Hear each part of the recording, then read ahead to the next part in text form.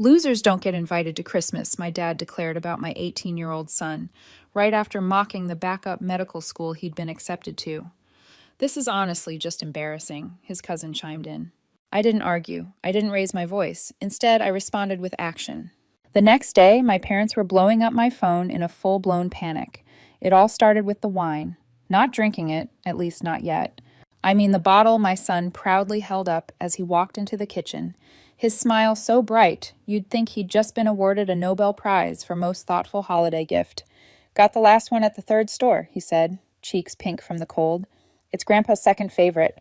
I tried 5 places for the usual, but no luck. I can keep checking later, though. He was proud, genuinely proud of that mid-range bottle of red.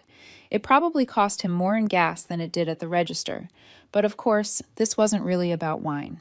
It was about everything the wine represented: inclusion, respect, being part of a tradition. He was still under the illusion that he belonged, that he was welcomed.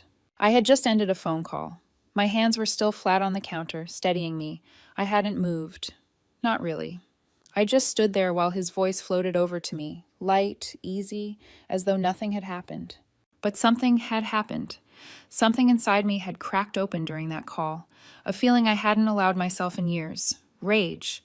And underneath that, something colder, clarity. It was my mother who had called. She always starts with this off-putting, sugary politeness when she's about to say something awful, like a flight attendant smiling calmly before announcing a crash landing. We've invited so many guests this year, she said breezily. It's going to be very tight. Then came the real message. We were wondering if maybe your son could just sit this one out. Just this year, she added quickly. You're still welcome, of course. It's not personal. But in that moment, I knew it absolutely was personal. And then, like some twisted Greek chorus of entitlement, I heard the rest of them. My dad's voice rang out in the background, not even pretending to be discreet. Tell him losers don't get Christmas. And the worst part? My mom shushed him. Shh, you can't say it like that, she whispered, which meant she knew it was cruel. But he didn't stop. He doubled down. That backup med school, just embarrassing. Then my nephew, that cousin, piled on. The same one who spent his teen years acting like humility was toxic. What's it called again? He asked, laughing through his nose. Oh, right, mediocre state.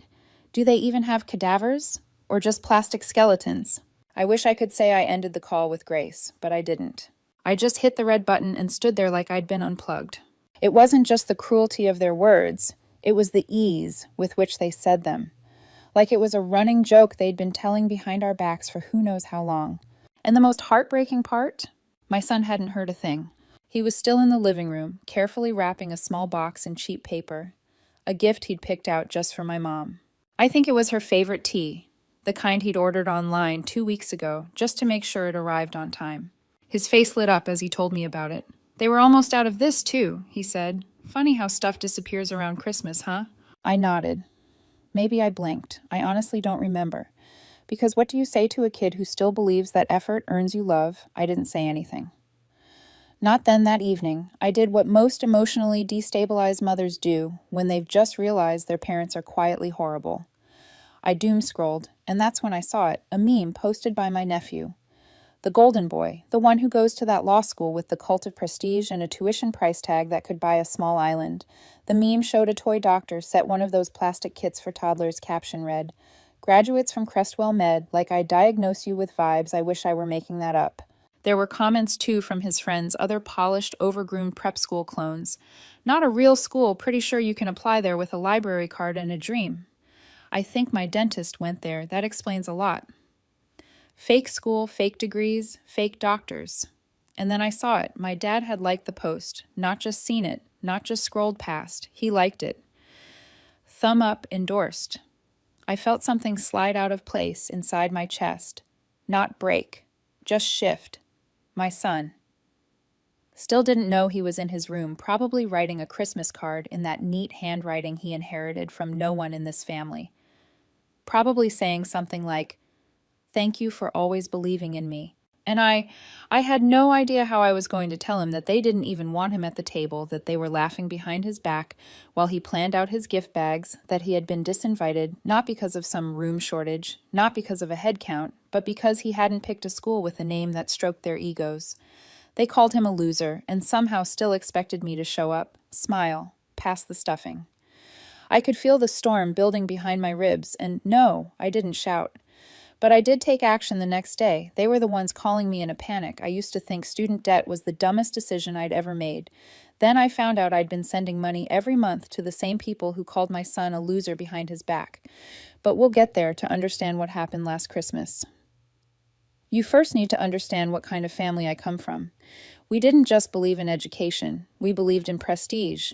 The name on your degree was everything Harvard could have offered. A master class in how to boil water, and my parents would have fought each other for a seat. Both of them worked in science study careers in academia. Think small offices, coffee-stained journals, long-winded debates over journal articles. They weren't wealthy, but they wore their degrees like medals of honor, and they expected us to do the same. I have an older brother, 3 years ahead of me, and somehow always 10 steps further in their eyes. According to them, he was exceptionally gifted. He just needed structure, and by structure, I mean endless tutors, coaching programs, extra courses, academic summer camps. Nothing was too expensive. Nothing was too much. By the time I was 5, I was being coached for a competitive primary school entrance exam. There were flashcards on the fridge, pop quizzes at dinner. At one point, I had a laminated test schedule pinned to my bedroom door. I'm not kidding. The pressure wasn't called pressure, it was called support. When my brother got into a prestigious law program, it was treated like a family coronation. My parents printed the acceptance email, framed it, celebrated with a dinner that probably cost more than my first apartment security deposit. They paid his tuition, housing books, snacks, everything. He was the investment, then came my turn. We'd love to help, they said, but things are a little tight right now. Funny how the money had run out by the time I arrived at the same milestone, but they still wanted me to go to that top-tier university. They just didn't want to pay for it. We'll help you apply for scholarships. My dad offered loans are totally normal, my mom added, and once you graduate, it'll all be worth it. So I went, I took the loans, I studied hard, I did everything right, and I graduated with a shiny diploma and over $100,000 in debt. No one clapped. When the payments started, no one offered to help when the interest piled up. Now I'm in my early 40s. I have a good job, I'm doing okay, but I'm still carrying that debt like a second spine, living paycheck to paycheck, skipping things, budgeting. Hard smiling through it all. When my parents retired, they told me they were struggling. We didn't save enough. They said, you know how it is in academia, and because I was still trying to be a good daughter, I believed them. I started sending money. Just a little at first, grocery bills, electricity, a few small things. Then it became more regular. I cut corners in my own life, skipped vacations, skipped upgrades, delayed fixing my roof. I figured it was what good daughters do. It never occurred to me that they might be using that money for something else. We'll come back to that. Let's talk about how I raised my son. I never sold him. The fantasy never told him that college was only worthwhile if the name looked good on a resume. I told him to choose a path he could live with and afford. I didn't want him to go through what I did, and he listened. He watched me struggle. He heard the sighs at bill time. The way my voice changed when I checked my bank balance, he never said much, but I know he saw it so. When college decisions came, he made his own quiet choice. He got into a big-name university, a school my parents would have lost their minds over, but he didn't tell them. He didn't want their input. He didn't want the pressure. Instead, he chose a local med school. Not top 10, not Ivy, but solid, reputable. He got a partial scholarship. He could live at home. No loans. I was proud, not just of the acceptance, but of the wisdom in his decision. He chose peace over prestige. But to my parents, that decision made him an embarrassment. They couldn't see past the ranking. They couldn't hear the logic over the sound of their own egos cracking. It shouldn't have surprised me, not when you look at how they treat my brother's son, just 1 year older than mine. He's following in his dad's footsteps. Law school. Big name. Big price tag. He doesn't work. Doesn't have to. My brother and his wife paid for private school. Test prep tuition, the works. He's smug, arrogant, and frankly unpleasant. But to my Parents, he's the golden grandchild. They post about him online. Long captions, proud updates. They call him the next great mind, my son. They barely mention him, maybe a throwaway sentence. If I bring him up first every year, my parents host Christmas dinner. It's always the same group. Family. Old friends. Academic colleagues turned family friends. It's tradition. And over the years, I became close to many of them. So did my son. These weren't just my parents' guests. They were our people. He grew up sitting at that table, calling them aunt and uncle, even when they weren't blood. They came to his concerts, sent birthday cards. Just about school, he felt known. He felt loved. So when my mom called and said there wasn't room for him this year, it didn't feel like logistics. It felt like rejection. And when I heard my dad in the background call him a loser, it felt like betrayal. I used to think the worst mistake I ever made was going into debt for a diploma. But maybe it was believing after all these years that my parents could change. I didn't sleep much that night, not because I was sad, not even because I was angry. I'd passed those exits hours earlier. What I felt now was something colder, sharper, like glass shifting underfoot. I'd spent years walking that tight trope between compliance and dignity. But this has pushed me off my son. Meanwhile, was in the living room studying his first winter break in med school, and he was reviewing anatomy. Like it was a Netflix show, I stood in the doorway, and all I could think was, how the hell do I tell him? How do you tell your kid that his own family thinks he's beneath them, that he's not welcome, not because he did anything wrong, but because he didn't perform well enough for them?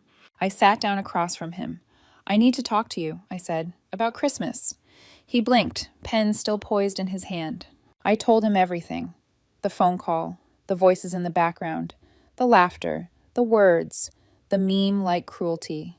He didn't interrupt, just sat there listening. And when I finished, he didn't cry, didn't raise his voice. He simply shut his textbook, stood up, and walked to his room. The door clicked closed behind him, sharp, final, like a period at the end of a sentence.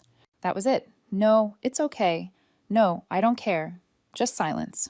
And somehow that stung more than any shouting match ever could. I stayed there for a while, letting it ache. Then I reached for my laptop. A few weeks ago, my mom had sent out a group email. She'd CC'd the usual crowd. Subject line, Christmas dinner.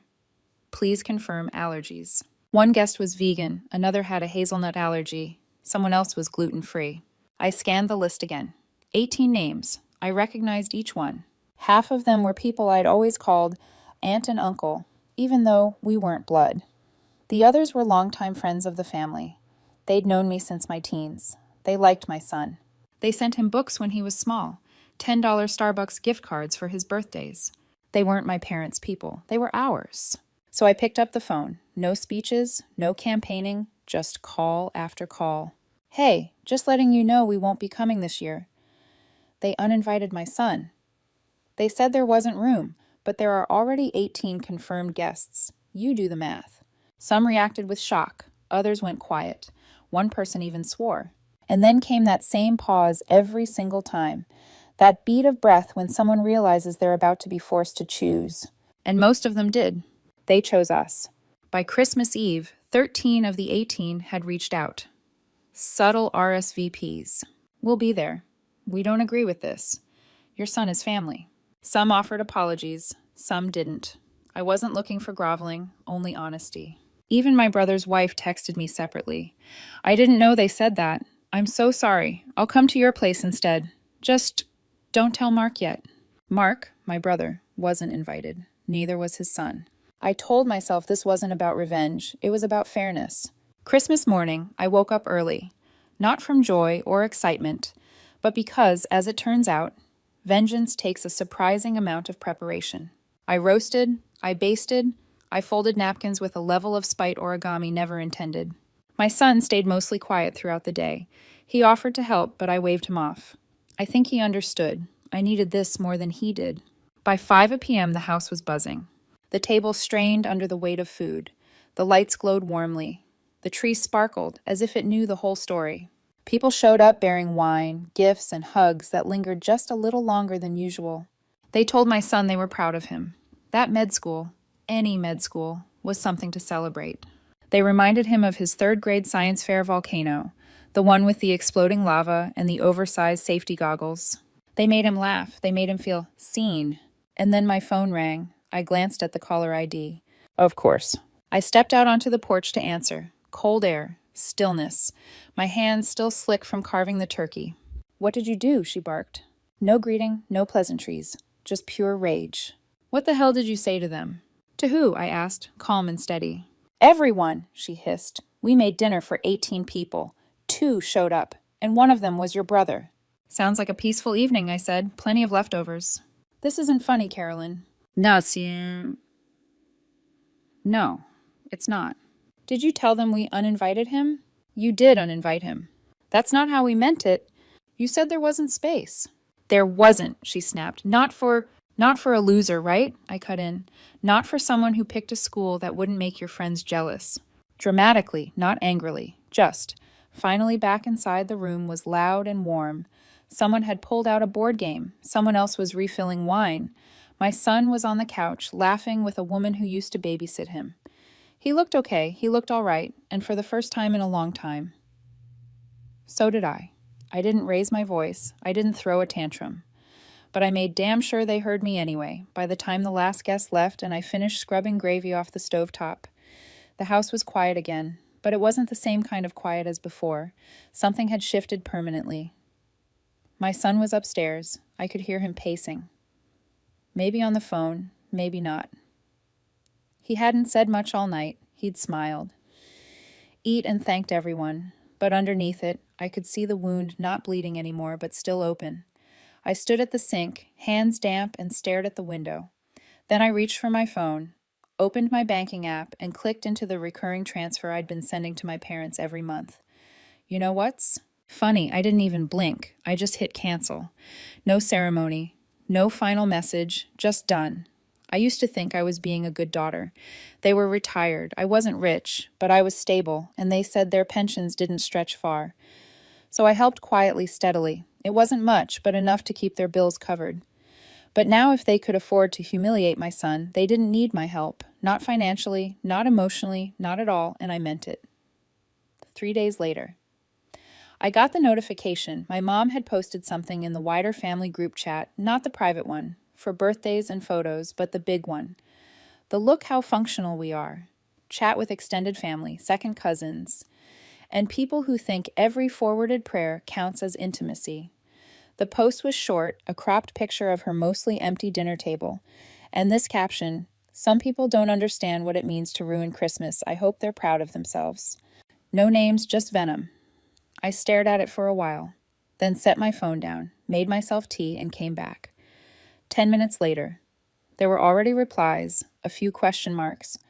Oh, what happened? From a cousin in Florida, one of my dad's sisters chimed in with a passive. That's such a shame, I didn't argue. I just posted 3 things first, a screenshot of the meme. Her golden grandson had shared, the one mocking my son's med school caption read, "Graduates from Crestwell Med, like I diagnose you with vibes." And right underneath it, like, from my father. Second a line I typed myself. No screenshot, just memory. What my dad said in the background during the call. Losers aren't welcome for Christmas. And third one final sentence, just so we're clear. My son was never welcome. That was their choice. Then I put my phone down. I didn't watch the chaos unfold. I didn't need to. But later that night, my inbox was full. Not apologies, just quiet, support, a few simple messages. Thank you for saying something. We had no idea, nothing from my parents, just silence. It was almost 2 weeks before I saw them. No warning, no call, just a knock at the door. One Wednesday afternoon, I opened it with a half-full laundry basket in my arms and froze. They stood on my front step like nothing had happened, like this was a social visit. My mom spoke first. We thought it was time to talk. I didn't move. Talk about what she gave. That tight, brittle smile I knew too well. Let's not make this worse than it already is. We just want to clear the air. Clear the air. I echoed my dad, shifted beside her. You're ruining this family over nothing. There was not an apology, not a scrap of remorse, just projection, like always. We've always supported you, he added. This isn't fair.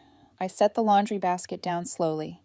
You excluded him from a holiday that's supposed to be about family and laughed while doing it. My mother flinched. We didn't mean it like that. I don't care how you meant it. I said you meant it enough to say it, and you let everyone else laugh about it too. We didn't think it would be taken so seriously, she offered. Then maybe you shouldn't have said it at all. She opened her mouth again, but I stepped back and shut the door. Not slammed, just closed, from done. I didn't cry, I didn't shake, and I didn't feel guilty, not even a little. 3 days later. There was another knock. I opened the door expecting Amazon, who was my nephew, Mr. Meme Poster himself, in an overpriced coat and smug expression, trying to look humble. "Hey," he said. "Can we talk?" I leaned against the door frame. "About what?" He gave a sheepish shrug. "I just feel like things got out of hand. I didn't mean for it to blow up like this." "No, you didn't mean to mock your cousin's school and call him a fake doctor." He winced. "It was a joke. I thought that was clear." I crossed my arms. If it was that obvious, then why are you standing here now? He paused, and then, without meaning to, he revealed everything. Because they were helping me out. Financially, you know. So, if you cut them off. I stared at him, the realization creeping in. "Wait," I said slowly. "You're telling me the money I was sending, the support I thought was keeping them afloat, that was actually going to you?" He hesitated. Didn't deny it, didn't need to. The heat surged through my chest, but I didn't lash out. I didn't have to. "You thought this was between you and them?" I said, voice steady. "But they were using my help to inflate your ego and then used it to humiliate my son?" "I never asked for that money," he muttered. "But you had no problem spending it, did you?" I snapped back. He said nothing. Behind me, I could hear my son moving around in the kitchen. I didn't want him to come to the door. He didn't need to witness this. So I turned to my nephew, one hand already resting on the door. "Leave," I said, quietly but firmly, "and don't come back." He opened his mouth, probably to offer some half-baked apology, but I closed the door before he could speak. No dramatic send-off, no yelling, just a locked door, and for the first time in years, silence that actually felt like peace. It's been a few years since that day. We're still no contact with my parents, my brother, and no surprise, the golden nephew. My son? He's thriving. Still in med school, doing incredibly well. Just started applying for internships and already has a few interviews lined up. He's focused, grounded. He's going to make one hell of a doctor. And best of all, he won't have a single dollar of student debt hanging over him. Not long ago, I heard something through the grapevine. Apparently, my nephew dropped out of that elite law program. Didn't even graduate. No degree. Just a long string of wasted tuition payments left behind. Something about disciplinary trouble. Getting drunk. Insulting teammates during a group project. Now, he's trying to get into some local college to salvage what he can. Definitely not the same school my son attends. Even he wouldn't dare. This one's ranked a few rungs lower. I don't know exactly what broke him, and honestly, I'm not sure it matters. But now and then I wonder, was I being too petty that Christmas? Was rerouting the entire guest list over the line? Or was it exactly far enough? Let me know in the comments. And if you haven't already, subscribe and hit the bell.